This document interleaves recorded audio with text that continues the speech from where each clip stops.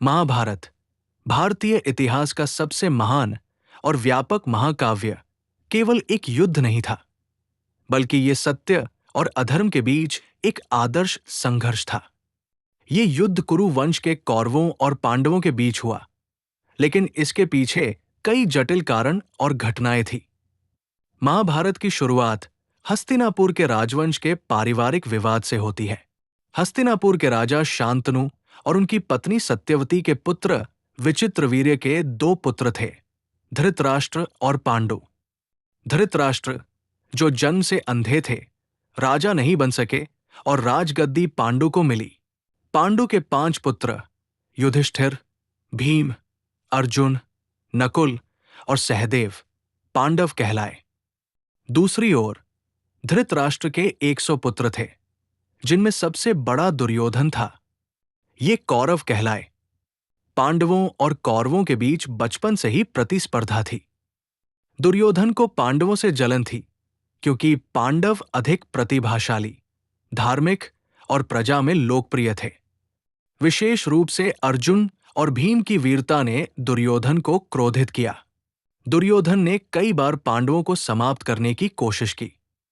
एक बार उसने पांडवों को लाक्षागृह, लाख से बना महल में जलाकर मारने की योजना बनाई, लेकिन पांडव वहां से बच निकले।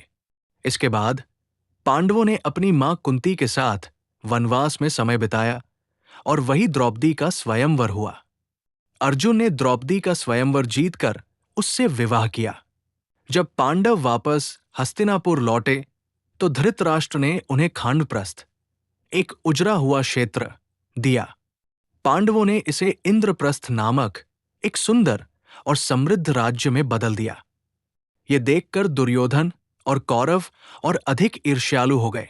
शकुनी, जो दुर्योधन का मामा था, ने पांडवों को छलपूर्वक हराने की योजना बनाई। उसने दुर्योधन को जुए का खेल खेलने के लिए उकसाया। पांडव, विशेष रूप से युधिष्ठिर, धर्म के प्रति इतने समर्पित थे कि उन्होंने जुए की चुनौती स्वीकार कर ली। जुए के दौरान शकुनी ने चालाकी से खेल को पांडवों के खिलाफ कर दिया। युधिष्ठिर ने अपना सब कुछ, अपना राज्य, धन, भाई और यहां तक कि द्रौपदी भी दांव पर लगा दिया और सब हार गए। कौरवों ने द्रौपदी का सार्वजनिक अपमान किया। भीम ने कसम खाई कि वह दुर्योधन की जांघ तोड़ेगा और दुशासन के सीने से खून निकालकर द्रौपदी के बालों को धोएगा। पांडवों को 13 वर्षों का वनवास और 1 वर्ष का अज्ञातवास सहना पड़ा। इस दौरान उन्होंने कठिनाइयों का सामना किया और अपनी शक्तियों को बढ़ाया। वनवास के बाद जब पांडव वापस लौटे तो उन्होंने अपना राज्य वापस मांगा। दुर्योधन ने इसे ठुकरा दिया। भगवान श्री कृष्ण, जो पांडवों के मित्र और मार्गदर्शक थे, शांति का प्रस्ताव लेकर हस्तिनापुर गए।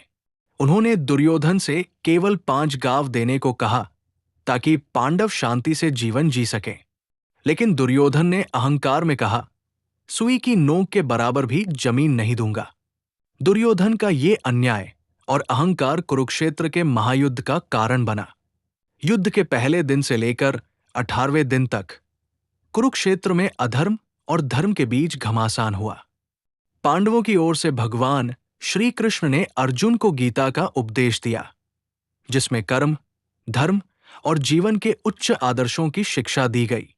दुर्योधन और उसके सहयोगी जैसे भीष्म, द्रोण, कर्ण और अश्वत्थामा युद्ध में मारे गए। अंततः पांडवों ने धर्म के पक्ष में विजय प्राप्त की। महाभारत केवल युद्ध का वर्णन नहीं करता, ये हमें जीवन के गहरे सबक सिखाता है। ये सिखाता है कि अहंकार, अन्याय और अधर्म का अंत निश्चित है। सत्य, धर्म और न्याय हमेशा विजयी होते हैं।